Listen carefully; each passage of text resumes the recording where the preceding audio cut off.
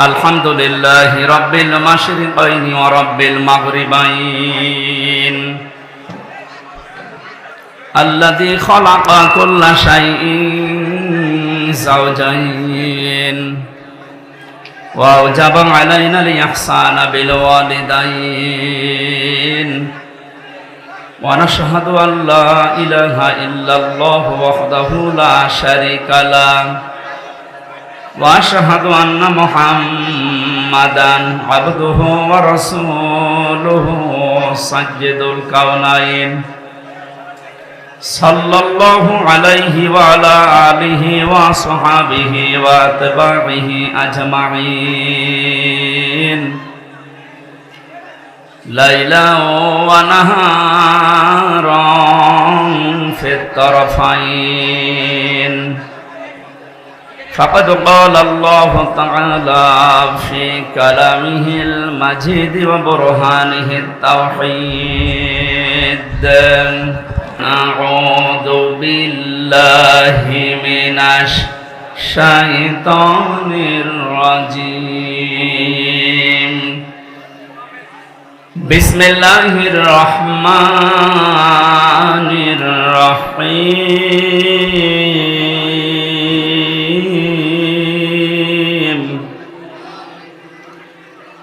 تبارك الذي بيده الملك وهو على كل شيء قدير الذي خلق الموت والحياة ليبلوكم أيكم أحسن عملا وهو العزيز الغفور صدقت يا ربنا اللهم صل على سيدنا مولانا محمد وعلى آل سيدنا مولانا আমাদের প্রভু এক নবীর উম্মত জীবন বিধান ওই শিবানী কোরআন তবে কেন এখনো হে মুসলমান এক হও করিয়া আহ্বান আলহামদুলিল্লাহ। প্রাণপ্রিয় জেলা কুষ্টিয়া ভেড়ামারা থানার অন্তর্গত ষোলদাগ হাটপাড়া জামে মসজিদের উদ্যোগে মহাবিশ্বের মহাবিশ্বয় আমাদের মালিক আমাদের মনিব মহান রব্বুল ইজ্জাত আল জালালের মুখের পবিত্র বাণী কোরআন কারীম তাফসীরুল কোরআন মাহফিলের স্বনামধন্য সভাপতি বিশিষ্ট আইনজীবী আমাদের জেলার কৃতি সন্তান অ্যাডভোকেট মোহাম্মদ তৌহিদুল ইসলাম আলম দামাদ বারকাতুহুমুল আলিয়া বলেন আমিন। মাহফিলের প্রধান অতিথি বাংলার কৃতি সন্তান বীর মুক্তিযোদ্ধা সাবেক সংসদ সদস্য কুষ্টিয়া ২ নির্বাহী সদস্য বাংলাদেশ জাতীয়তাবাদী দল কেন্দ্রীয় কমিটি এলাকার অভিভাবক জনাব অধ্যাপক শহীদুল ইসলাম হায়াতে তজ্জেবা সিহাতে কুল্লিয়া কামনা করছি আল্লাহ যেন দান করে। এতক্ষণ আলোচনা রাখলেন ইসলামিক চিন্তাবিদ হাফেজ মাওলানা মুফতি মঈনুল হক আহসানী ঝালকাঠি। আলোচনা রেখেছেন হাফেজ মাওলানা নজরুল ইসলাম, হাফেজ মাওলানা রমিজ ইকবাল। মঞ্চে বসা ওলামা ইকরাম, সামনে বসা মুসলমান ভাইরা, পর্দার আড়ালের সম্মানিতা মা এবং বোনেরা, প্রশাসনের ভাইরা, প্রাণ প্রিয় কুষ্টিয়াবাসী, দল মত নির্বিশেষে কোরআনের এই অনুষ্ঠানে যারা এসেছি এবাদত মনে করি। এটা এখন এবাদত চলছে না, এবাদত আরম্ভ হয়ে গেছে। এবাদতে যেভাবে আমরা কথা বলি না, এদিক ওদিকে তাকাই না, হাসাহাসি করি না, গল্প গুজব বন্ধ থাকে, একটা ঘন্টা যদি আপনি কোরআন বোঝার জন্য এবাদত মনে করে বসেন, ঠিক ওইভাবে থাকবেন। যদি এরপরও আপনি ব্যত্যয় ঘটান, তাহলে আপনার এই আলোচনাটা, এই অনুষ্ঠানটা নষ্ট করার গুনাহ হবে। ফাস্তামিউ লাহু ওয়া আনসিতু। আল্লাহ তাআলা বলেন, কোরআনের আলোচনা আরম্ভ হলে একদিকে চোখ থাপদা, 2 নম্বরে তোমরা মন কান লাগিয়ে শুনবা। আমরা দুইটা এখানে চাই, কথা বন্ধ হবে এবং আমরা যেন দিলের কান লাগিয়ে শুনতে পারি। লাআল্লাকুম তুরহামুন, আশা করা যায় আল্লাহর রহমত তোমাদের উপরে নাযিল হবে। আমরা এখানে এসেছি রহমত পাওয়ার জন্যে না গজব পাওয়ার জন্যে? এই জন্য আশা করছি আপনি আমার কথা মেনে নেবেন যে আল্লাহ আমাদেরকে ইবাদতের ভেতরে নিয়ে আসলেন। প্রচন্ড গরমের ভেতরেও বলেন আলহামদুলিল্লাহ। বিশ্বনবী জানিয়েছেন, মান ক্বালা বিহি সাদাকা, যারা কোরআন দিয়ে কথা বলে এরা সত্য কথা বলে। তাফসীরুল কোরআন মাহফিল যেহেতু লিখে দিয়েছেন, আমরা কথা এখানে বলবো শুরু থেকে শেষ পর্যন্ত আল্লাহর কোরআন দিয়ে। আমান হাকামা বিহি আদালা, যারা কোরআন দিয়ে বিচার ফায়সালা করে এরা ন্যায় বিচার কায়েম করতে পারে। কোরআনের বিচার এখনো পর্যন্ত আমরা দেখি নাই, এই জন্যে কাঙ্ক্ষিত মানের শান্তি এদেশে এখনো প্রতিষ্ঠিত হয়নি। এ কথার সাথে একমত আছেন তো? কাঙ্ক্ষিত মানের শান্তি পেতে হলে আল্লাহর এই বাণী, এই কালাম ছাড়া বিকল্প আর কিচ্ছু নেই। বহু কিছু আমরা দেখেছি 53 বছরে, কেউ কিছুই করতে পারেনি। আমরা এবার দেখতে চাই আল্লাহর এই কোরআন দিয়ে যেন বাংলাদেশের এই জমিনটা চলে ইনশাআল্লাহ। এতদিন যারা কোরআনের বিচার ব্যবস্থা কায়েম না করে শুধু মুখে বলে উড়িয়েছিল যে আমরা ন্যায় বিচার কায়েম করেছি, এটা ডাহা মিথ্যা কথা। এর বাস্তব প্রমাণ আমি নিজে। 3 বছর আমাকে অন্ধ প্রকোষ্ঠে রেখে দিয়েছিল। কয়েকদিন আগে আমার মামলা সব খারিজ হয়ে গেছে, আপনারা জানেন। আমি মনে করলাম জিজ্ঞাসা করে বিচারপতিকে যে এতদিন পর্যন্ত আপনার এই আদালতে আমার মামলা আসতো যেত, কি আপনি একদিনও দেননি, আজকে যে একেবারে খালাস করে দিলেন। হয়তো এই কথাই আমাকে বলতো যে হুজুর আমার হাত বাঁধা ছিল। কি বাঁধা ছিল? আজকে যেহেতু হাত খোলা পেয়েছি, কোনো চাপ নেই, আমার কোনো চিন্তাও নেই। সুতরাং এই দেশটাতে ন্যায় বিচার কায়েম করতে হলে এ দেশে যত চাপ আছে উপরের সব চাপ বন্ধ করা লাগবে। ছাত্র জনতা জীবন দিয়েছে যে 9টা কারণে, তার ভেতরে এটা অন্যতম, যে কোনো চাপ থাকবে না। কিসের চাপ? জেল থেকে বের হওয়ার পরে আমি এই ভাড়া মারা এসেছিলাম, কোন জায়গায় যেন, আমাকে বলছে হুজুর উপরের চাপ আছে, হবে না। আমিও বলেছিলাম আপনার চাপ সর্বোচ্চ এ জেলার যিনি দায়িত্বে আছেন, আমাদের মাননীয় এমপি যিনি পালিয়েছেন, ওই পর্যন্ত। আর আমার চাপ তো সরাসরি আরশ পর্যন্ত। আরশ থেকে ঘোষণা এসেছে আল্লাহর পক্ষ থেকে, ইন্নাল্লাযীনা ইয়াকতুমুনা মা আনজালনা মিনাল বায়্যিনাতি ওয়াল হুদা মিন বা'দি মা বায়্যানাহু লিন-নাসি ফিল কিতাব উলাইকা ইয়ালআনুহুমুল্লাহ ওয়া ইয়ালআনুহুমুল লাঈনুন। সূরা বাকারা 159 নম্বর আয়াতে আছে। 2 নম্বর পারার 3 নম্বর পৃষ্ঠা 4 নম্বর লাইনে পাবেন তাফসিরে ইবনে কাসির আর ফি জিলালিল কোরআনের ব্যাখ্যা। আল্লাহ পাক বলেন, নিশ্চয় যে বা যারা গোপন করছে ভবিষ্যতেও করবে। ইয়াকতুমুনা, এই শব্দটা আল্লাহ গঠন করেছেন, বানিয়েছেন 2টা কাল দিয়ে, বর্তমান ভবিষ্যৎ, প্রেজেন্ট ফিউচার। তার মানে এখন যারা আমরা গোপন করছি, ভবিষ্যৎ বলতে কিয়ামত পর্যন্ত আমরা যারা এই কোরআনের কথা জানার পরেও গোপন করে রাখবো, আল্লাহ পাক বলেন এই মানুষগুলোর উপরে আমি আল্লাহ নিজে না, আমার যত সৃষ্টি জগৎ আছে সবাই এর জন্য লানত দেয়, বরদোয়া করে।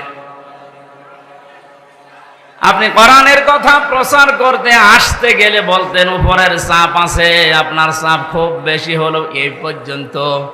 তা আমাকে যিনি চাপ দিয়েছেন তিনি আমার মালিক, এমন কড়া কথা জানিয়েছেন। কোরআন জানার পরে যদি কেউ গোপন করে রাখে, এর সঠিক কথাগুলো হক কথাগুলো না বলে, শুধু আল্লাহ নিজে না যত সৃষ্টি আছে সব তার জন্য বরদোয়া করে, বলেন নাউজুবিল্লাহ।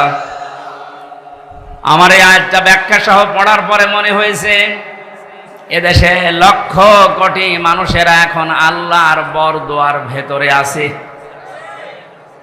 ইয়াতের ব্যাখ্যায় আমি হাদিস পেয়েছি, বিশ্ব নবী জানিয়েছেন বাল্লিগু আন্নি ওয়ালাউ আয়া। নবীজি কিন্তু বাল্লিগ দেননি। কুষ্টিয়াবাসী, এখানে আমার মনে হয় অনেক আলেম এসেছে, দুই পাশে বসে আছে, স্টেজে আছে।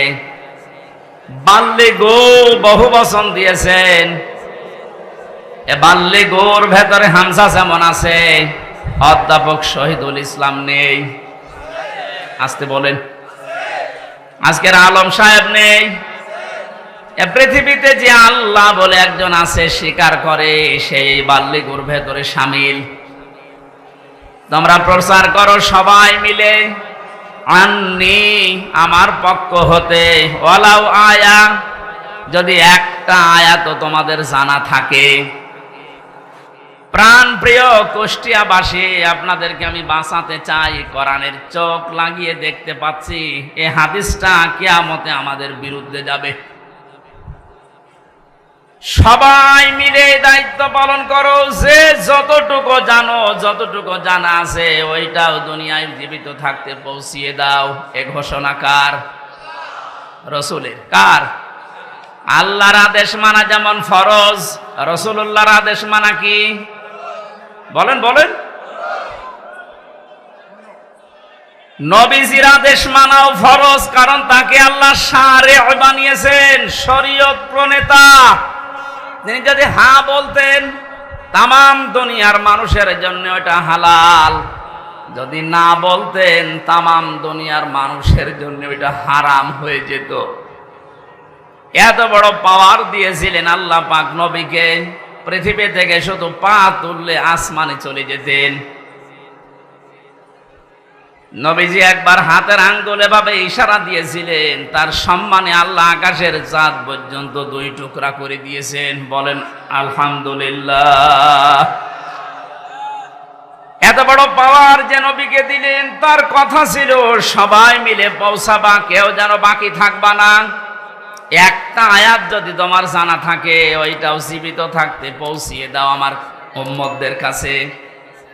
বিদায় হজের ভাষণের সময় নবীজির সামনে মাত্র 1,14,000 কম বেশি এরকম সাহাবী ছিল। নবীজি জানিয়েছিলেন আজকে যারা উপস্থিত আছো, যে মানুষগুলো আমার সামনে নেই, কিয়ামত পর্যন্ত দুনিয়ায় যারা আসবে, আজকের এই 27টা পয়েন্টের কথাগুলো সব মানুষের কাছে পৌঁছিয়ে দেবে। সেই দায়িত্বর ভেতরে আমার যেমন, আপনি যতটুকু জানেন আপনারও ওই রকম। এটা ফরজ মনে করে যদি আজ আমরা সবাই এই দায়িত্বটা নামাজের মতো পালন করতাম, যে যতটুকু জানি আমি প্রচার করব, বাংলাদেশে কোরআনের অনুষ্ঠানে কেউ বাধা দেওয়ার সাহস পেত না। কে বাধা দিত তখন? সবার দায়িত্ব এইটা। হামজার হয়তো একটু আয়ত্ত বেশি আসে কোরআনে, এই জন্য বেশি প্রচার করবে। আপনি কিছু না হলেও কিছু তো জানেন।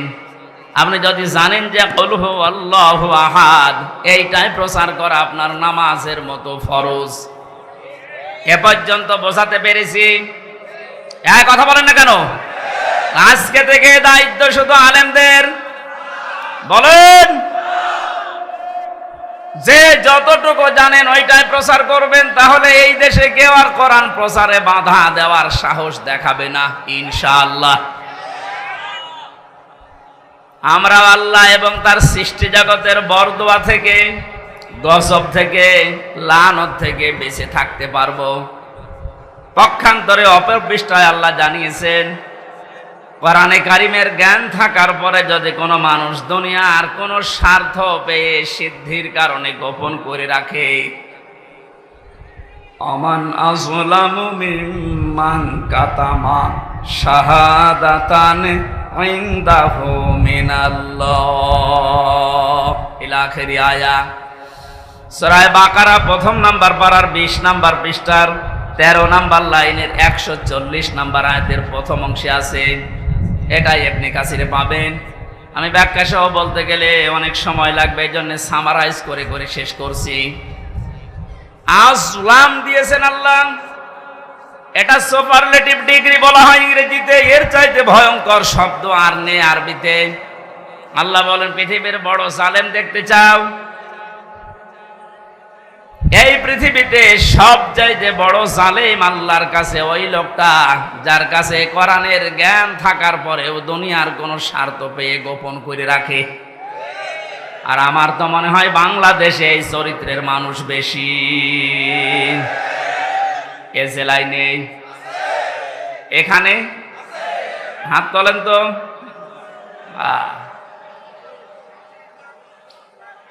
আপনি আল্লাহর ভাষায় বড় জালেম হয়ে উঠবেন কিয়ামতে। আমি সেদিন মিরপুরে জালেমের ব্যাখ্যায় বলেছিলাম, জালেম এই শব্দটা এত ঘৃণিত আল্লাহর কাছে, আল্লাহ নিজে জালেমদের বিরুদ্ধে মামলা দায়ের করবে।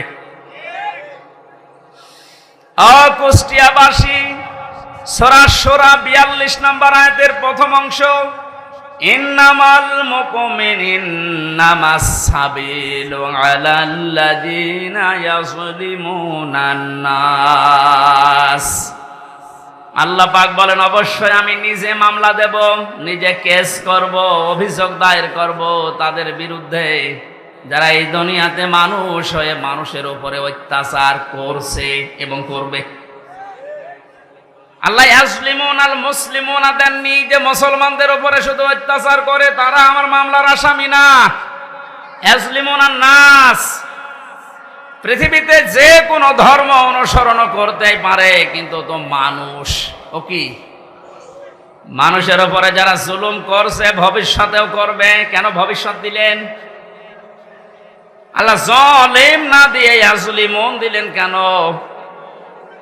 পৃথিবীতে এখনো অনেকে জুলুম করছে, এমনকি এই পৃথিবীতে অনেকে এখনো টার্গেট নিয়ে আছে ভবিষ্যতে জুলুম করবে।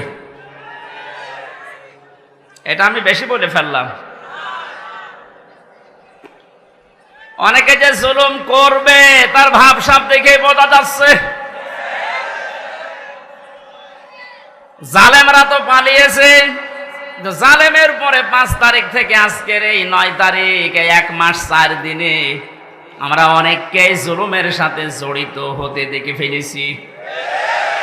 এখন যদি আপনি জুলুম শুরু করেন, থালা হাতে পেলে কি করবেন? সুতরাং আপনি থামেন। যারা জুলুম করছেন তাদের সর্বোচ্চ নেতা বারবার ওখান থেকে ভিডিও বার্তা পাঠাচ্ছে যে থামেন। এ দলের নাম নিয়ে কেউ যদি জুলুম করে, অত্যাচার করে, চিন্তায় করে, যে কোনো কাজ করে, এর জন্য দল দায়ী না, সে তার নিজের জন্য দায়ী। এদেশের মানুষ কন্যা নামে যিনি পরিচিত ছিলেন, আমরা দেখেছিলাম বাতাস একটু ঘুরে গেছে তখন ইনি ভিডিও বার্তা দিয়েছেন ছাত্রলীগ এটা আওয়ামী লীগের কোনো অঙ্গ সংগঠন না। এত আদর মহব্বত দেখতাম, অথচ বাস্তবতায় একটু বাতাস ঘুরেছে। তাই যদি এই পরিচয় দিয়ে ওরা আমাদের দলের কেউ না, অঙ্গ সংগঠন না, যিনি অলরেডি এখন ঘোষণা দিতে আছে প্রতিদিন কিছু মানুষের কাজ কারবার দেখে, এরপরও যদি আপনি সংশোধন না হন, আপনারও কপালে জালেমদের মতো আগুন লাগবে। আমি আর নিচে নামলাম না, নাকি আরো নামবো? না, অত নিচে নামা ঠিক হবে না, কারণ এখনো তো ভালো শুরু হয়নি। এই আয়াত দিয়ে যেটা শিক্ষা দিতে চাই, কুষ্টিয়াবাসী, 64 জেলার ভেতরে কুষ্টিয়া আমার কাছে প্রিয়, কারণ এখানে আমার জন্ম। সব জেলার চাইতে আপনাদেরকে বেশি ভালোবাসে একটু, কারণ এখানে আপনাদের সাথে আমার সম্পর্ক একটু বেশি। কথা বলেন ঠিক কিনা? আশা করছে আপনি বুঝেছেন জালেমরা কিন্তু হামজার টার্গেট না, জালেমরা টার্গেট আল্লাহর। সুতরাং 15.5 বছরে যিনি জুলুম করেছেন, আমি 11টা ফেরেশতা দেখেছি। প্রথমে যেটা দিয়ে শুরু হয়েছিল বিডিআর, 950 উপরে আমার সাথে জেলখানায় 3টা বছর অনেককে দেখেছি। দীর্ঘ শ্বাস যখন ফেলতো ডাক দিয়ে বলতো, হামজা ভাই আর 1 মাস পরে রিটায়ার্ড হয়ে যাব, অথচ 14 বছর জেলে আছি, কিচ্ছু জানি না। আপনি এই শ্বাসটা কিভাবে নষ্ট করবেন? মাজলুম যদি কোনো কথা মুখ দিয়ে একবার বের করে ফেলে, আল্লাহর নবী জানিয়েছেন ইত্তাকি দাওয়াতাল মাজলুম ফাইন্নাহা লাইসা বাইনাহু ওয়া বাইনাল্লাহি হিজাব। মুসলিম শরীফের হাদিস। নবীজিকে দিয়ে আল্লাহ বলাচ্ছেন, নবী আপনি বলেন, হে পৃথিবীর মানুষেরা যা করো করো, কিন্তু মাজলুমের বরদুয়া থেকে নিজেকে বাঁচিয়ে রাখবা। কারণ মাজলুম যদি এরকম কোন শব্দ বের করে ফেলে, ওটা সঙ্গে সঙ্গে আরশে চলে যায়। কত মাজলুমের চোখের পানি জেলখানার অন্তঃপ্রকোষ্ঠে পড়ছে। এ পৃথিবীতে দেখলাম এই বাংলাদেশ নামে একটা দেশ, এখানে 1628 জন মানুষ এই চেয়ারে বসে দায়িত্ব পালন করছে। মেন যারা, বাস্তবে দেখেছিলাম এই 1628 জনের ভেতরে 1627 জনের হাত বাঁধা, একজনের হাত খোলা ছিল। একজনের হাত খোলা ছিল আবু সাইদের। ওর হাত যদি খোলা না থাকবে এভাবে করে দিল কি করে?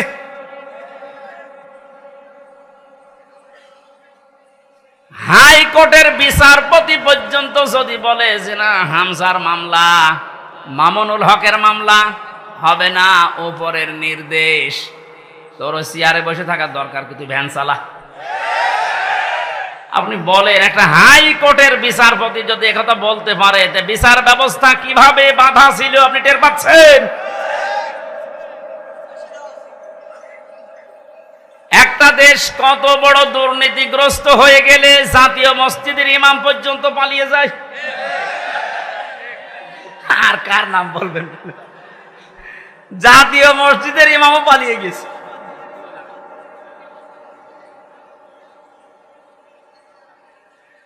কুষ্টিয়াবাসী, আমি আবার বলছি যে মানুষগুলো এই 1628 জন, এদের দোসর যারা, সব আল্লাহর মামলার আসামি। বাদী যত বড় হয় মামলা তত কঠিন হয়। আমার মামলায় সরাসরি যেহেতু রাষ্ট্রবাদী ছিল, এজন্য বহু চেষ্টা করার পরও কিছুই হয়নি। এ মামলাটা 31 বার উঠেছে, সিএমএম কোর্ট, জজ কোর্ট, হাইকোর্ট মিলে, হবে না। অথচ এই মামলায় যদি সাজাও লাগিয়ে দেয়, 3 মাসের বেশি সাজা হয় না। 3টা বছরের ভেতরে এ কঠিন অবস্থায় ফেলে দিয়ে আপনি কি করলেন? বিচার ব্যবস্থাকে একেবারে ধ্বংস করা ফেলা হয়েছিল। আহ্বান জানাবো, এখন যারা দায়িত্বে আছেন, সংস্কার যেহেতু আরম্ভ হয়ে গেছে, আর এই জন্যেই এতগুলো মানুষ জীবন দিয়ে গেল, সুতরাং সকাল আসতে আসতে যেন আমরা শুনি এই 1628টা চেয়ারে নতুন মানুষ এসে বসেছে।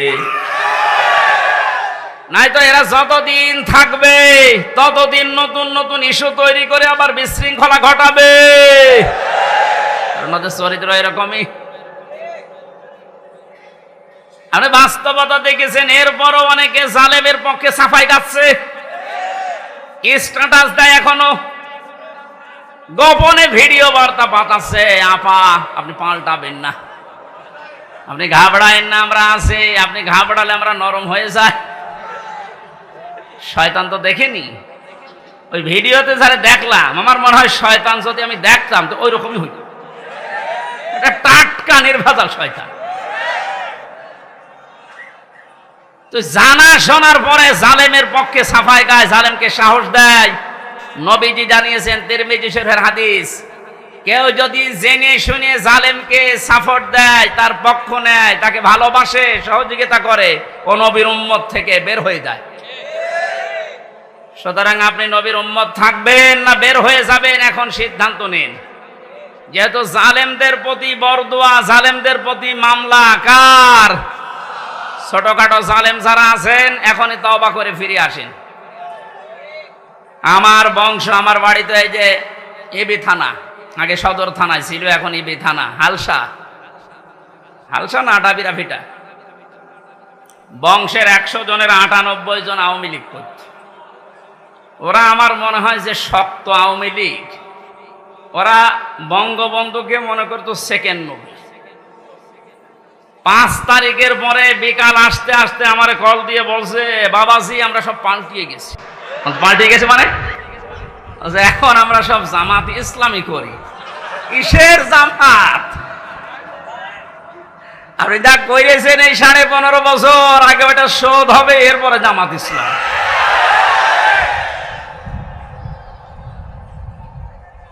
না তারপরেও এরা যাক সেকেন্ডে পাল্টিয়েছে, চলিয়েছে।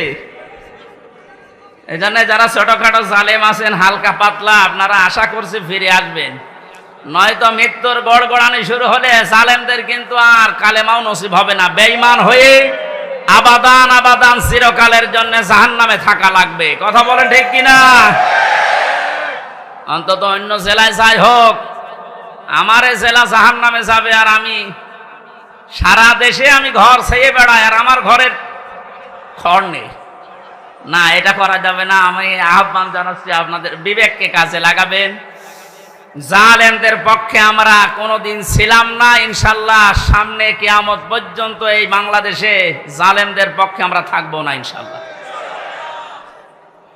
কোরআনে কারিমের অনুষ্ঠানে যেহেতু এসেছি, কোরআন কিভাবে মানুষের কাছে উপস্থাপন করা লাগে এ ধরন আল্লাহ শিখিয়েছেন কোরআনে। ওইভাবে বলবো নাকি মন মতো বলবো? কোরআনে কারিম কিভাবে আপনি মানুষের সামনে উপস্থাপন করবেন, বর্ণনা দেবেন, 1500 বছর আগে আল্লাহ পাক ওটা আমাদেরকে শিখিয়েছেন। কিতাবুন উনজিলা ইলাইকা ফালা ইয়াকুম ফি সাদরিকা হারাজুম মিনহু লিতুনযিরা বিহি ওয়া যিকরা লিল মুমিনিন। বলেন আল্লাহু আকবার। সূরা আরাফ 8 নম্বর পারা 10 নম্বর পৃষ্ঠার 1 নম্বর লাইনের 2 নম্বর আয়াত। এটা তাফসিরে ফি জিলালিল কোরআনে ব্যাখ্যা আছে, সাইয়্যিদ কুতুব লিখেছেন। আল্লাহ পাক বলেন, নবী এই যে একখানা কিতাব এটা আপনাকে আমি দিলাম, এটা যখন মানুষের সামনে আপনি বর্ণনা দেবেন, ব্যাখ্যা করবেন, তাফসির করে শোনাবেন, 2টা বিষয় খেয়াল করবেন। হারাজুম মিনহু লিতুনযিরা বিহি লিসাদরিকা, আপনার মনের ভেতরে যেন কোনো সন্দেহ, সংশয়, দ্বিধা, দ্বন্দ্ব, ভয়, ভীতি এগুলো আপনার মনে যেন না ধরে। যিকরা লিল মুমিনিন, কোরআন এই দেশে এই পৃথিবীতে মুমিনদের জন্য উপদেশ। এই আয়াতের ভেতরে হারাজন শব্দের ব্যাখ্যাটা ইম্পর্টেন্ট। এদিকে তাক। হারাজনের ব্যাখ্যায় আমি 2টা অর্থ পেয়েছি। হে নবী, আপনি যখন কোরআনের কথা বলতে যাবেন, অনেক মানুষ আছে না বোঝার কারণে আপনার উপরে মন খারাপ করতে পারে। এরকম মানুষ নেই দেশে? কথা বুঝতেছেন? কোরআন যেভাবে আল্লাহ উপস্থাপন করেছেন, যেভাবে তিনি বর্ণনা দিয়েছেন, ওই ফোর্সে যদি বর্ণনা দেওয়া হয়, অনেক মানুষের সীমিত জ্ঞানের কারণে ওই বক্তব্য বুঝবে না, সেটা উল্টাপাল্টা ধারণা আপনার উপরে আসতে পারে যে হুজুর মনে হয় রাজনীতি করছে। এরকম ধারণা দেশে নেই। 2 নম্বরে, আবহমান কাল থেকে এমন এমন নিয়ম নীতি মানুষ ইবাদত মনে করে পালন করে আসছে, যেটা আসলে ইসলামে নেই, কোরআনে নেই, হাদিসে নেই, কিন্তু মানুষ ইসলাম মনে করে পালন করে আসে। আপনি কোরআনের ব্যাখ্যা দিলে ওইগুলো টিকবে না, তখন ওই মানুষগুলো আপনার প্রতি মন খারাপ করবে। এর বাস্তব প্রমাণ এই যে মাজার আছে না, কি সার মাজার যেন, সে যেসাই হোক, কোথায় পেয়েছেন এসব মাজার? কিছু মানুষের মাজারের প্রতি এত মহব্বত, আমার মনে হয় বিশ্ব নবীর উপর এত মহব্বত নেই। কিয়ামতের ময়দানে দুই প্রকার মানুষকে আল্লাহ সব চাইতে বেশি অপমান করবেন। তার এক নম্বরে দুনিয়ায় যারা মাজারের খাদেম ছিল, আরে কুষ্টিয়াতে দুই জায়গায় খাদেম বেশি, গোলাপ শাহ, লালন শাহ। আর জায়গা পান না খেদমত করার, কথা বলেন না কেন? মাজার কেন্দ্রিক যদি ইসলাম হতো, এই পৃথিবীতে সর্বোত্তম মাজার হচ্ছে মোহাম্মদ রাসূলুল্লাহটা। ওখানে তো কাউকে আমি কোনোদিন টাকা দিতে, মোমবাতি দিতে, আগরবাতি দিতে দেখি না। কোন কারণে আপনি এখানে এই সমস্ত কাজ কারবার করেন? লা তাত্তাখিদুল কুবুর মাসাজিদা, কবরকে সেজদার জায়গা বানিও না। অথচ লালনের মাজারে যে দেখেন এখনো অনেকে সেজদায় পড়ে আছে। এইটাই আমি একদিন গিয়েছিলাম, কিভাবে শিরিক চলছে। কোরআন দিয়ে হাদিস দিয়ে বললে বাংলাদেশে 48,000-এর মাজার, একটাও টিকবে না। আজকে দেখলাম দুইটা মাজার অলরেডি বড় বড়, যেগুলো সবচাইতে বেশি ইনকাম হতো, দেওয়ানবাগি আর ওদিকে 8 রশি ভেঙ্গে গুড়িয়ে দিয়েছে। শিরিক যে দেশে চলে ওই দেশে আল্লাহর রহমতের দৃষ্টি আল্লাহ তুলে নেয়। আমার তো মনে হচ্ছে যেভাবে দেশ থেকে এখন শিরিক আস্তে আস্তে আরম্ভ হচ্ছে দূর হওয়া, আল্লাহর রহমত এই দেশটা আল্লাহ ভরে দেবে ইনশাআল্লাহ। কোন মৃত মানুষের প্রশংসা করা 3 দিনের উপরে জায়েজ নেই। ভালো করে শোনেন, আমি বানিয়ে বলছি। যত আপনজন হোক, মারা গেলে 3 দিনের পরে আপনি আর শোক পালন করতে পারবেন না।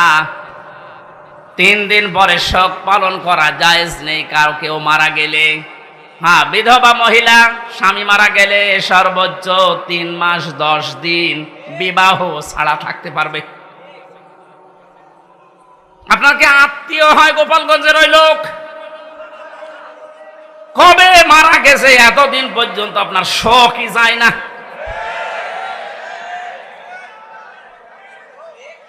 আপনাকে রাগ হয়ে গেল?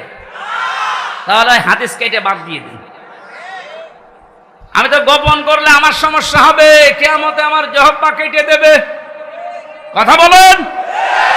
আমি আপনাকে বাঁচাতে চাচ্ছি, যেহেতু ইবাদত 1 দিন 2 দিন 5 দিন না।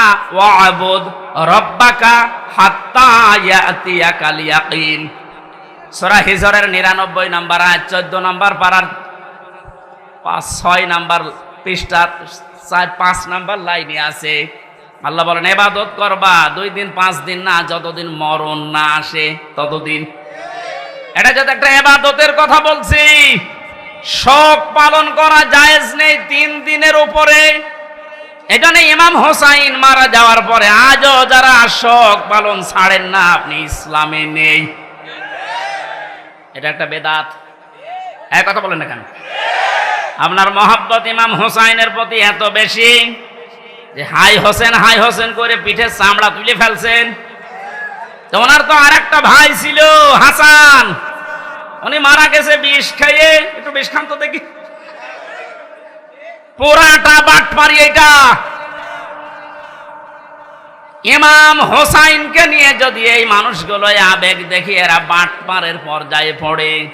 পৃথিবীতে ইমাম হোসাইনের পর আর কে এত দামি থাকতে পারে যে তার জন্য আপনাকে বছরে বছরে মাসে মাসে দিনে দিনে শোক পালন করা লাগবে? এটা ইসলাম না। ইসলামের ভেতরে নতুন করে আপনি এটা সংযোজন করেছেন, আপনি বেদাত পন্থী। নবীজি জানিয়েছেন কেউ যদি বেদাত আরম্ভ করে, ইবাদত না অথচ ইবাদত মনে করে পালন করতে বলে, ওই লোকটাকে সালাম দেওয়া পর্যন্ত জায়েজ নেই। কত বড় কঠিন কথা দেখেছেন। যারা বেদাত আবিষ্কার করে তাদের সালাম দেওয়া জায়েজ নেই। অথচ এমন হাদিস আমি কোনোদিন পড়িনি, পাইনি যে নামাজ পড়ে না তারে সালাম দেওয়া যাবে না। পেয়েছেন? কেউ পেয়েছেন? নেই। রোজা রাখে না তারে সালাম দেওয়া যাবে না, আমি পাইনি। কিন্তু ইসলামের ভেতরে নতুন করে কিছু ঢুকিয়ে কেউ যদি ওইটা ইসলাম মনে করে পালন করে, তারে সালাম দেওয়া জায়েজ নেই। আর এগুলো সব বেশি হয় এই 48,000 দরবারে। এই জন্য শিরিক যখন এই দেশ থেকে বিদায় নিচ্ছে, আল্লাহ রাব্বুল আলামিনের রহমত এ দেশে বৃষ্টির মতো নাজিল হবে ইনশাআল্লাহ। তাই বলে আবার বৃষ্টি শুরু হয়ে গেল নাকি? কি সমস্যাটা বলবেন? দেখতে পাচ্ছে না তো কি করা যাবে? মা এখানে প্রায় 1 কিলোমিটার শুধু মানুষ দেখে আসলাম, 1 কিলোমিটার শুধু মানুষ, পা ফেলার জায়গা নেই। যেখানে আছেন ওইভাবে থাকেন ভাই। আর আপনাদের এই চাইতে আর বড় জায়গা ছিল না?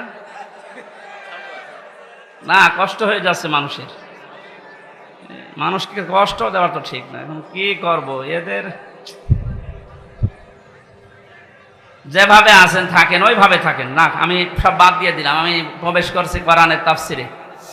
সূরা মুলক থেকে মাত্র 2টা আয়াত পড়েছি। যেহেতু তাফসিরুল কোরআন মাহফিল লিখে দিয়েছেন, এর হক আদায় করা দরকার। আমরা তাফসির আকারে আরম্ভ করছি ইনশাআল্লাহ। জবান খুলে কোরআনের এই সোনালী আয়াত এবার পড়েন। আউযু বিল্লাহি মিনাশ শাইতানির রাজিম। বিসমিল্লাহির রহমানির রহিম। তাবারাকাল্লাযী বিয়াদিহিল মুলকু ওয়া হুয়া আলা কুল্লি শাইইন কাদির। সূরা মুলক কোন সূরা? মুলক শব্দের শাব্দিক অর্থ রাজত্ব। মুলক মানে কি? আল্লাহ রাব্বুল আলামিন সূরা মুলক নাযিল করে 30টা আয়াত দিয়েছেন, 3টা রুকু দিয়েছেন। এর প্রথম 2টা আয়াতে আল্লাহ নিজের পরিচয় তুলে ধরছেন, নিজের বড়ত্ব, মহত্ব, আমিত্ব। কারণ আল্লাহ পাক নিজের বড়ত্ব তুলে ধরতে পারে, তাছাড়া দুনিয়ার কোন সৃষ্টি তার নিজের বড়ত্বের পরিচয় তুলে ধরতে পারে না। এই গুণটা শুধুমাত্র আল্লাহর। কারণ অহংকার করা, বড়ত্ব করা এটা আল্লাহর চাদর, ইজার। কেউ যদি অহংকার করে, বড়ত্ব দেখায়, সে যেন আল্লাহর চাদর নিয়ে টানাটানি করে। হাদিসে কুদসি, পৃথিবীর কোন সৃষ্টি যদি আল্লাহর চাদর নিয়ে টান দেয়, আল্লাহ তাকে জমিনে আছাড় দিয়ে অপমান করে। এর বাস্তব প্রমাণ এই 5 তারিখের আগে জালেমরা ধরাকে সারা জ্ঞান করে এমন কোন বিষয় নেই, বিভাগ নেই যেখানে ওরা অহংকার আর তাকাব্বুরি, বড়ত্ব দেখায়নি। আল্লাহ পাক ধরেছেন এমন কায়দায়, ওয়ালাহুম আযাবুম মুহিন। আল্লাহ বলেন জালেমদেরকে যখন আমি ধরি, এই মানুষগুলোকে অপমানজনক শাস্তির একেবারে নিম্নে পৌঁছিয়ে দেই। কত বড় অপমান আল্লাহ করেছে এই কালামানিককে। ওর বিসি পর্যন্ত উড়ে গেছে। আর কি দেখাবে আল্লাহ? যেদিন ওর বিসি উড়ে যায় সেই দিন আমি শুকরিয়া আদায় করেছি, মাবুদ এই লোকটা বিচার ব্যবস্থায় থাকতে যত অবিচার করেছে, ও তো মানুষ ছিল না, একটা টাটকা জানোয়ার ছিল। ওর কারণে যত মানুষ বিনা কারণে দুনিয়া থেকে বিদায় নিয়েছে, মরণের আগে ওই রকম কঠিন শাস্তি ওরে তুমি দিও। একটা দিন যাচ্ছে ওর শাস্তির মাত্রা বাড়ছে। এখন হাসপাতালের বেডে দেখেন পড়ে আছে। বেশি যেহেতু নেই, বাকি জিনিসগুলোর অবস্থাও মনে হয় নড়বড়ে। কথা বলে না কেন? জালেমদেরকে আল্লাহ এভাবে ধরে, মরতে দেরি হবে জালেমদের। কোরআনে কারীম জানাচ্ছে, লাহুম মিন জাহান্নামা মিহাদু ওয়া মিন ফাওকিহিম গাওয়াশ ওয়া কাযালিকা নাজিজিজ জালিমিন। সূরা আরাফের 41 নম্বর আয়াত। আল্লাহ পাক বলেন এই মানুষগুলোকে, হে নবী আপনি যখনই কবরে রাখবেন এই জালেমদের, ওদের কবরের উপরে আমি আল্লাহ জাহান্নামের আগুনের পোশাক দিয়ে দেব, বিছানাটাও হয়ে যাবে জাহান্নামের আগুনের। কারণ এইভাবে করে আমি জালেমদেরকে একটার পরে একটা শাস্তি দিতে থাকি। এজন্যে আল্লাহর যে বিষয়টা সাজে, বড়ত্ব করা, অহংকার করা, এটা যেন কিয়ামতের আগে কেউ করবেন না। তাহলে আষাঢ় দেবে কে? আরো জোরে বলেন কে? আল্লাহ আষাঢ় দিতে পারে না? পারে না। বলেন। আরো দেখবেন কি আছাড় দেবে আপনাকে। আর 5 তারিখের আগেও আপনার যে দাপট ছিল, 5 তারিখে বিকাল 5টা বাজতে বাজতে আল্লাহ একেবারে মাটির সাথে মিশিয়ে দিয়েছে। ওনার বাড়ি দেখতে গিয়েছিলাম, যে দেখি ইট খুলে খুলে নিয়ে মানুষ চলে যাচ্ছে। ওর পরের দিন 6 তারিখে আমার অনুষ্ঠান ছিল ঝিনাইদহ। শুনলাম ওখানে এক জালেমকে উলঙ্গ করে পিটিয়ে মেরে টাঙিয়ে রেখেছে। একটা মানুষের উপরে কত ঘৃণা জন্মালে লাশ পর্যন্ত পিটিয়ে টাঙিয়ে রাখতে পারে বলেন তো? এখানে এমন কোন জীবন যেন আমরা গঠন না করি যে পৃথিবীর কেউ কোনো আফসোস করে না আমি মারা গেলে। ফামা বাকাত আলাইহিমুস সামাউ ওয়াল আরদু ওয়া মা কানু মুনজারিন। এই পৃথিবীতে এমনও মানুষ বিদায় নেয়, তার জন্য আকাশও কাঁদে না, জমিনও কাঁদে না, ইন্না লিল্লাহ কেউ পড়ে না। আমাদের জীবন আমরা এভাবে তৈরি করব না। আল্লাহ এই জন্য বড়ত্বের কথা দিয়ে আরম্ভ করলেন। তাবারাকাল্লাযী বিয়াদিহিল মুলক। আল্লাহ বলেন বড়ত্ব বরকতময়, সম্পদশালী, শক্তিশালী, সব কিছু আমি আল্লাহর কুদরতি হাতের ভেতরে। ওয়া আলা কুল্লি শাইইন কাদির। সব কিছুর উপরে একচ্ছত্র ক্ষমতা আমি আল্লাহর, আর কারণে এ বিশ্বাসটা যার ভেতরে যত বেশি জন্ম নেবে সে তত বেশি বিনয়ী হবে। আর এই বিশ্বাস যার ভেতরে যত বেশি কম থাকবে ওই মানুষগুলো তত উগ্র হবে। কথা বলেন ঠিক কিনা? আল্লাহ আমাদের এই বিশ্বাসটা যেন হযরত ওমরের মতো ভরপুর করে দেন, বলেন আমিন। তাবারাকা শব্দটা দিয়ে আল্লাহ আরম্ভ করলেন কেন? মানুষ যে সমস্ত বিষয়ে আল্লাহকে দোষ দিতে পারে, সমস্ত দুর্বলতা, অক্ষমতা, দোষ, যত রকমের আয়েব আছে সব থেকে আমার আল্লাহ নিজে মুক্ত, পবিত্র। এজন্য তাবারাকা দিয়ে তিনি আরম্ভ করেছেন আয়াতটা। আল্লাহ নিজের পরিচয়, বড়ত্বের কথাগুলো মানুষকে শোনাচ্ছিলেন। হঠাৎ করে আলোচনার ধরন পাল্টিয়ে ফেলেছেন। এবার আল্লাহ আরম্ভ করলেন মানুষের জীবন সংক্রান্ত বিষয় নিয়ে। আল্লাযী খালাকাল মাউতা ওয়াল হায়াতা লিয়াবলুয়াকুম আইয়ুকুম আহসানু আমালা ওয়া হুয়াল আজিজুল গফুর। রব্বুল আলামিন বলেন তিনি সে আল্লাহ এতক্ষণ যার বড়ত্বের, মহত্বের, বিশালত্বের কথা শুনছিলে, যেটা বলে কোনোদিন কিয়ামতের আগে আর শেষ করা যাবে না। এত বড় আল্লাহ, সব দিকে তার ক্ষমতা আছে, চলছে, চলবে ইলা ইয়াউমিল কিয়ামা, কিয়ামত পর্যন্ত। এবার আল্লাহ আস্তে করে আলোচনার ধরন পাল্টিয়ে তিনি বললেন তিনি সে আল্লাহ যিনি তোমাদের মউত আর হায়াত বানিয়েছেন, যেন তিনি পরীক্ষা করতে পারেন তোমাদেরকে, তোমাদের ভেতরে কে সবচাইতে বেশি ভালো কাজ করে তার কাছে যেতে পারে। ওয়াল আজিজুল গফুর, তিনি হচ্ছেন আসিস এবং গফুর। এই ছিল বাংলা অর্থ। এবার আসেন আমরা ব্যাখ্যার দিকে যাচ্ছি। আল্লাহ বানিয়েছেন সর্বপ্রথম মানুষের মউত, তারপরে হায়াত। আল্লাহ হায়াত না বলে আগে মউতের কথা কেন দিলেন? মুফাসসির লিখেছেন তাফসিরে, মানুষকে আল্লাহ এটা স্মরণ করাতে চেয়েছেন, পৃথিবীর মানুষেরা তুমি যত উপরে ওঠো না কেন এ কথা সব সময় মনে করবা, স্মরণ রাখবা যে তোমার মরা লাগবে। এজন্য আল্লাযী খালাকাল মাউতা দিয়েছেন। 2 নম্বরে ওয়াল হায়াতা, তোমাদের হায়াত আমি আল্লাহ বানিয়েছি। তাফসিরে মুফাসসির দিয়েছেন হায়াত প্রধানত 5 প্রকার। কয় প্রকার? 1 নম্বরে আমরা একটা হায়াতে ছিলাম, আলমে আরওয়ার হায়াতে, এই জগতে আমরা বসবাস করেছি। ওখান থেকে আল্লাহ আমাদেরকে পাঠিয়েছেন আলমে বুতুন, মায়ের পেটের জগতে। এরপরে আমাদেরকে এখানে দিয়েছেন আলমে দুনিয়া, এই পৃথিবীর জগতে। এরপরে আরেকটা জায়গায় নিয়ে যাবেন আলমে বারজাখ, কবরের জগতে। এরপরে সর্বশেষ একটা জগৎ আরম্ভ হচ্ছে, শুরু হবে, শেষ হবে না, আলমে আখেরা। তাহলে মওত আল্লাহ আগে দিয়েছেন স্মরণ করাতে, যে বান্দা চাই করো মরা লাগবে। হায়াত আল্লাহ 5 প্রকার বানিয়ে 2টা আমাদের থেকে বিদায় নিয়েছে, সামনে 2টা আছে, আমরা মাঝখানেরটায় আছি।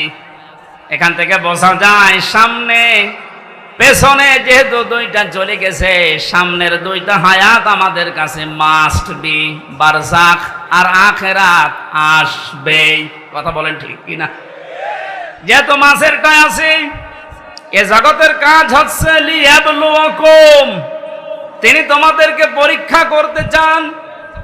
আইয়ুকুম আহসানু আমালা, তোমাদের ভেতরে সবচেয়ে বেশি ভালো কাজ করে কে আসতে পারে। কুষ্টিয়াবাসী খুব খেয়াল করেন আল্লাহর এই কথাকে, তিনি কিন্তু বেশি বেশি কাজ চাননি, তিনি চেয়েছিলেন ভালো কাজ। কি কাজ? কুষ্টিয়াবাসী একটু খেয়াল করেন তো, তাফসির মাহফিলে তাফসির শোনার জন্য মন দিয়ে যারা বসে আছেন, 2টা জগৎ চলে গেছে অলরেডি, আর একটা জগৎ 2টার সামনে আছে। মাঝখানেরটায় আল্লাহ যেটা দিলেন আহসানু আমালা, আল্লাহ বেশি কাজ চান না, তাহলে আকসারু আমালা দিতেন। আল্লাহ দিয়েছেন আহসানু, ইসমে তাফসির, আমি সবচেয়ে ভালো কাজটা চাই, বেশি কাজ চাই না। বাস্তবে আয়াতের পুরা উল্টা। এই 15.5 বছরে আপনি দেখেছেন বহু কাজের হাতে দিয়েছে, কিন্তু কাজগুলো ভালো হয়নি। কুষ্টিয়ার মেডিকেল কলেজের দিকে তাকান, হওয়ার আগেই ভেঙে পড়ে গেছে। এটা বানিয়ে বললাম? আমি জেলখানায় থাকতে যুগান্তর পত্রিকায় যেই দিন দেখেছি যে বানানোর আগে, উদ্বোধনের আগে পড়ে ভেঙে গেছে। আপনার অত বড় কাজের আঞ্জাম দেওয়া কি দরকার? কাজটা ভালো করে করেন। আল্লাহ বেশি কাজ চান না, আল্লাহ কি চান? আরো জোরে বলেন। কাজটা ভালো হওয়ার জন্য 2টা শর্ত। 1 নম্বরে দেখা লাগবে ওর ভেতর আল্লাহর বিধান আছে কিনা। 2 নম্বরে দেখতে হবে বিশ্ব নবীর জীবনে এরকম কাজ ছিল কিনা। এখন যদি বলেন নবীজির জীবনে হাসপাতাল বানানো ছিল, হ্যাঁ ছিল। বিশ্ব নবী মুহাম্মদুর রাসূলুল্লাহ মানবতার সেবায় যে কাজগুলো করেছিলেন ওই জামানায়, আপনি তার জীবনীতে দেখবেন। এই যে মিডিয়ার কথা এসেছে আজকে আসার সময় বলছিল, এই জন্য মনে পড়ছে আমি বলছি। অনেক মানুষ এখনো পর্যন্ত ফতোয়াবাজি করছে যে নবীজির যুগে যে মিডিয়া, এই টেলিভিশন, এই পর্দা ছিল না। এই প্রযুক্তি যারা ব্যবহার করছে এরা হারাম কাজে আছে। একটা ভ্রান্ত ধারণা এটা। আল্লাহর নবী মুহাম্মদুর রাসূলুল্লাহর জামানায় এই মিডিয়া ছিল, কিন্তু সিস্টেম এভাবে ছিল না। আপনি সিরাত ইবনে হিশাম দেখেন, সিরাত বিশ্বকোষ দেখেন, আর রাহিকুল মাখতুমের ভেতরে আছে ওই জামানার সর্বোচ্চ প্রজেক্টর ছিল, প্রযুক্তি ছিল লাল কাপড়। কেউ যদি বিপদে পড়তেন পাহাড়ের উপরে উঠে লাল কাপড় তিনি উড়িয়ে দিতেন। সব পাহাড়ের পাদদেশে এসে জিজ্ঞাসা করত কি হয়েছে। এই যে লাল কাপড় উড়িয়ে দেওয়া, এই প্রযুক্তি এটা কাফেরদের তৈরি করা, আবহমান কাল থেকে হয়ে আসছিল। আল্লাহর নবী লাল কাপড় একবার উড়িয়ে দিলেন, পাহাড়ের পাদদেশে এলাকার কুরাইশেরা সব এসে জড়ো হয়ে গেছে। ডাক দিয়ে বলে, ইয়া মুহাম্মদ, কোনো বিপদ? নবীজি বললেন, হ্যাঁ বিপদ। এই পাহাড়ের পাদদেশে একদল সৈন্যবাহিনী আছে, এখনই তোমাদেরকে আক্রমণ করবে। তোমরা যদি সতর্ক না হও। সবাই এক বাক্যে জবাব দিচ্ছে, বলেন আমরা সতর্ক আছি, কি করা লাগবে আমাদের? তিনি তখন বিষয়টা উল্টিয়ে বললেন, আল্লাহর বান্দা বান্দিরা, আমি দেখতে পাচ্ছি আল্লাহর গজবের ফেরেশতারা এই পাহাড়ের পাদদেশে অবস্থান নিচ্ছে। তোমরা যদি আল্লাহর একত্ববাদ স্বীকার করে কালেমার স্বীকৃতি না দাও, এই মুহূর্তে তারা তোমাদের আক্রমণ করবে। কেউ কোনো কথা বলে নাই। নবীজির আপন চাচা আবু লাহাব, সামনে একটা পাথর ছিল, ওটা হাত দিয়ে তুলে নবীজির দিকে যখন নিক্ষেপ করেছিল, ওর মুখ দিয়ে বের হয়েছিল, তাব্বা আলাকা আলিহাদা জামাতানা, ইয়া মুহাম্মদ, হে মোহাম্মদ, তুই এই কথা বলার জন্য আমাদেরকে এক জায়গায় করলি, তুই ধ্বংস হয়ে যা।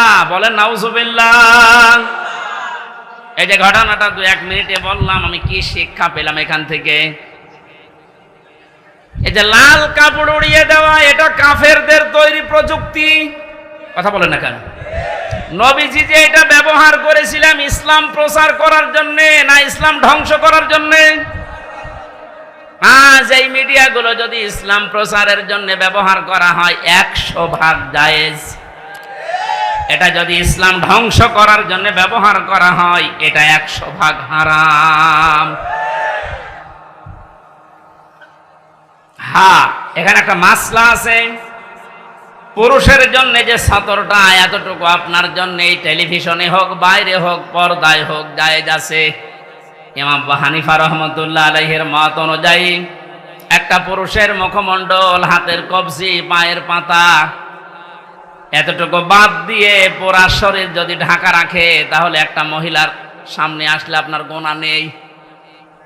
আমি আবার বলছি মাসলাটা, একটা মেয়ে লোক যদি নিজের মুখমণ্ডল, হাতের কবজি, পায়ের পাতা খোলা রেখে চলাফেরা করে, দেখাশোনা করে, জায়েজ আছে, এর দিকে তাকানো জায়েজ আছে। কিন্তু এ যদি খাস পর্দা করতে চায়, হাত মোজা, পা মোজা দিয়ে মুখ ঢেকে শুধু চোখ দুটো বের করে, এটা সর্বোত্তম। কিন্তু বাস্তবতায় যদিও কর্মজীবনে সে বাইরে যেতে চায়, হাতের কবজি, মুখমণ্ডল, পায়ের পাতা খোলা রেখে ও কাজ কারবার করতে পারবে। এটা যদি আপনি সামনে দেখুন যেমন জায়েজ আছে, এ পর্দায় দেখলেও সেরকম জায়েজ আছে। এবার আসেন পুরুষেরটা। আল্লাহর নবী জানিয়েছেন একটা পুরুষের সতর হচ্ছে মা নাভি থেকে শুরু করে হাঁটু পর্যন্ত। এটা যদি ঢাকা রাখে, বাকি শরীরে কাপড় চোপড় নেই, তার দিকে তাকানো জায়েজ আছে না নেই? 100% জায়েজ আছে, কারণ সতর ঢাকা আছে। আমরা যেটা নিয়ে এসেছিলাম এই যে আহসানু আমালা, এই শব্দটার ব্যাখ্যা করতে গিয়ে আমি পেয়েছি আল্লাহ যেহেতু বেশি বেশি কাজ চাননি কোরআনে, ভালো কাজ চেয়েছেন। এখান থেকে একটা মাসলা আমি বের করেছি। পৃথিবীতে আমরা একটা বিষয় এখনো পর্যন্ত মনে হয় ক্লিয়ার না, মিজানের পাল্লা। শোনেননি নাম? মিজানের পাল্লা নাম শুনেছেন? এ জিনিস দিয়ে কি করে? আমল মাপে। কি মাপে? আরো জোরে বলেন। এখানে অধ্যাপক বসে আছে, অ্যাডভোকেট বসে আছে, আলেমরা বসে আছে। এই বিষয়টা ক্লিয়ার করব আজকে ইনশাআল্লাহ। কোরআনে কারিমে মাপার যন্ত্রের যে সমস্ত নাম আমরা পেয়েছি, ফাআম্মা মান সাকুলাত মাওয়াজিনুহু ফাহুয়া ফি ঈশাতির রাদিয়া ইলা আখির আয়াত। আল্লাহ পাক বলেন কোন মানুষের সেকাল, ওজন, এটা মাপ দেওয়া হবে যেটা দিয়ে। এটা যদি ভারী হয়, ওজন যদি বেশি হয়, তাকে সন্তোষজনক জীবন, তার মানে জান্নাতে তাকে পৌঁছিয়ে দেওয়া হবে। আমাদের দেশ, বিশেষ করে আমি বহু দেশ থেকে এই তথ্যটা পাওয়ার চেষ্টা চালিয়েছি। বাংলাদেশ, ভারত, পাকিস্তান, এই 3টা দেশে একটু সমস্যাটা বেশি এই যে মাপটা নিয়ে। আমরা মনে করি কিয়ামতের ময়দানে আল্লাহ মিজানের পাল্লায় আমাদেরকে ওজন দেবেন। আমাদের ওজনটা দেবেন কি বলেন তো? আমল। বলেন না কেন? আরো জোরে বলেন, আর একবার বলেন। আমল। আমল এটা আরবি শব্দ, বাংলা কাজ। আমল মানে কি? এ পর্যন্ত বুঝেছেন কিনা বলেন? আমল মানে কি? আরো জোরে বলেন। এবার আমার প্রশ্ন অধ্যাপক সাহেবের কাছে, পৃথিবীর প্রতিটি জিনিস পরিমাপ করার জন্য আলাদা আলাদা যন্ত্র আছে। আমি যদি বলি স্যার এই স্টেজটা একটু মেপে দেন, এটা দাড়ি পাল্লায় তুলে দেবে। কি দিয়ে মাপবে? ফিতা দিয়ে। বলেন বলেন। যদি এখন বলি যে 1 কেজি চাল মেপে দেন, ওটা ফিতা দিয়ে মাপবে? কি দিয়ে? বলেন। এই যে এখানে পানি আছে, এই পানি যদি ওনারে মাপতে দেয়, উনি ফিতা দিয়ে মাপবে? এটার জন্য লিটার আছে, সিসি আছে। কথা বলেন না কেন?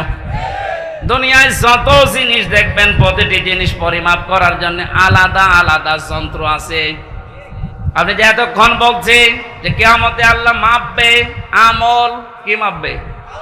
আমল মানে বলেন, কাজ মাপতে হয় দাড়ি পাল্লা দিয়ে, যে 5 কেজি কাজ। বলেন, আপনি বলেন। এই ধারণাটা আজ নিরসন করা লাগবে। ভুল ধারণায় আছি আমরা। এটা যদি আমার মনে হয় ক্লিয়ার হয়, অনেক বিষয় আপনার সামনে আজ স্পষ্ট হবে যে না, এগুলো আসলে ভ্রান্ত ধারণায় ছিলাম। আল্লাহ পাক বলেন আমি আমলের মাপ দেব কিয়ামতে মিজানের পাল্লা দিয়ে। কিসের পাল্লায়? মিজান মানে না না, আপনি কোন অভিধানে পাবেন না মিজান মানে দাড়ি পাল্লা, মিজান মানে মানদণ্ড। মিজান মানে কি? আমাদের হাইকোর্টের সামনে দেখবেন একটা দাড়ি পাল্লা টাঙানো আছে, ওটার নাম কি? ওটা সরকার টাঙিয়ে রেখেছে দুই দিকে সমান সমান, নাকি একদিকে একটু ঝুলি আছে? দুই দিকে সমান কেন? সরকার দেশের জনগণকে বোঝাতে চায় এদেশের ইউনিয়ন থেকে শুরু করে জজ কোর্ট, হাইকোর্ট পর্যন্ত যদি কোনো বিচার না পাও, এই সুপ্রিম কোর্টে আসলে ন্যায় বিচার পাবা। এটা ন্যায় বিচারের প্রতীক। দাড়ি পাল্লা কিসের প্রতীক? আমাদেরকে যেহেতু আল্লাহ মাপবেন, আপনি বলছেন আমল, আমল মানে কাজ। আর এখানে কোনো পাগলেও বিশ্বাস করবে না কাজ মানুষ দাড়ি পাল্লায় তুলে দেয় যে 8 কেজি কাজ। এ কথা বলে না কেন? কাজ মাপার জন্য আলাদা কোনো যন্ত্র আছে? কাজ মাপে মানুষ কি দিয়ে? সে মানদণ্ডটা কি? সিসি দিয়ে মাপে না, লিটার দিয়ে মাপে না, ফিতা দিয়ে মাপে না, গজ দিয়ে মাপে না, কেজি দিয়ে মাপে না। কাজ মাপতে হলে লাগে গুরুত্ব। কি লাগে? কাজ মাপতে হলে গুরুত্ব লাগে। এ কাজটা গুরুত্বপূর্ণ এবং গুরুত্বহীন। যতগুলো ইবাদত আল্লাহ দিয়েছেন, 550-র উপরে ইবাদত আমি পেয়েছি। প্রতিটি ইবাদতের ভেতরে কিছু গুরুত্বপূর্ণ জিনিস আছে, আর কিছু ইবাদতে গুরুত্বহীন জিনিস আছে। এই যে আজকের এই প্যান্ডেলটা, এটার গুরুত্বপূর্ণ বিষয় হচ্ছে খুঁটি আরে সামিয়ানা। কথা বলছেন এখন? এখানে গুরুত্বহীন অনেক জিনিস আছে। এই যে এইটা, এই টেবিল, এই লাইট, এই যে ফুল ফুল ঝুলছে, এই ক্যামেরা, এগুলো না হলে কেউ স্টেজ বলবে না, বলবে না? কিন্তু খুঁটি আর সামিয়ানা না থাকলে স্টেজ বলবে। তাহলে এখানে 2টা গুরুত্বপূর্ণ জিনিস পেয়েছি, আর গুরুত্বহীন জিনিস আরো 7-8টা পেয়েছি। কথা বলেন ঠিক কিনা?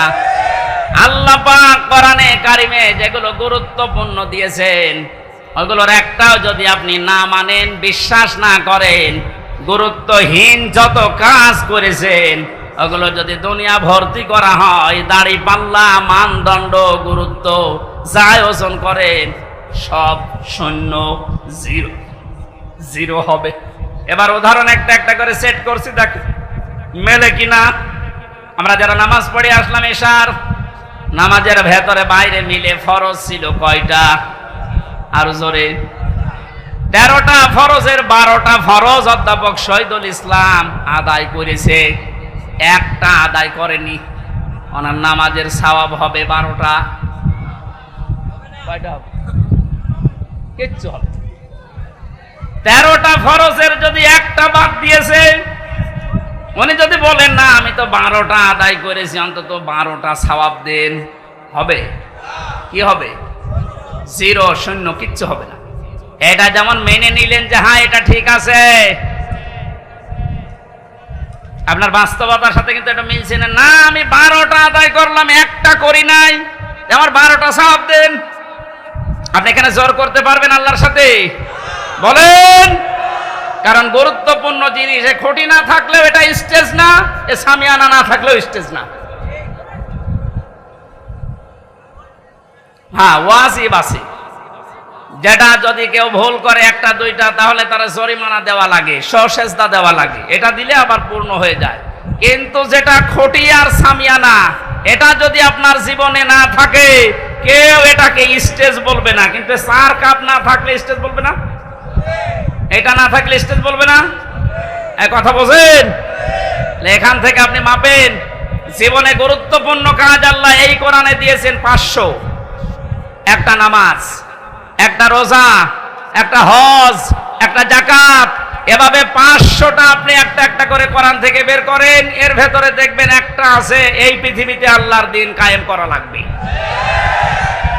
নামাজ পড়া যদি আপনার কাছে রাজনীতি মনে না হয়, রোজা রাখা যদি রাজনীতি মনে না হয়, দিন কায়েমের কথা যারা বলে এটা রাজনীতি যদি মনে হয়, আপনার একটা খুঁটি বাদ চলে গেছে। যান আপনি এবার মাপ দেন তো দেখি আপনি কয়টা সওয়াব পান। আপনি আমল মাপতে এসেছেন, ও মনে করে মিজানের পাল্লা মানে দাড়ি পাল্লা, এদিকে 10 কেজি সওয়াব তুলে দেব, এদিকে 8 কেজি গোনা তুলে দেব, মাঝখান থেকে 2 কেজি বেশি। এক লোক আর শুনেছিল যে কোরবানির পশমে পশমে সওয়াব হয়, ওর সমর্থ ছিল না, গরু চুরি করে এনে কোরবানি। ইমাম সাহেব তাহাজ্জুদের নামাজ পড়তে উঠে দেখছে গরু নিয়ে যাচ্ছে, এই কোথায় পেলি? ও চুরি করে নিয়ে যাচ্ছে। কি হবে? কোরবানি দেব। কোরবানি দেবে তাও চুরি করে। বেশি চিল্লাবেন না, আপনার ফতোয়ায় আমি পালন করছি। গত সময় আপনি বললেন যে কোরবানি দিলে এরকম এরকম সওয়াব হয়, প্রতি পশমে পশমে নাকি। আমার তো উপায় নেই, সামর্থ্য নেই, করব কি? সওয়াব থেকে বঞ্চিত হতে পারবো না, চুরি করে নিয়ে আসলাম গরু। কালকে সকালে কোরবানি জবাই করব।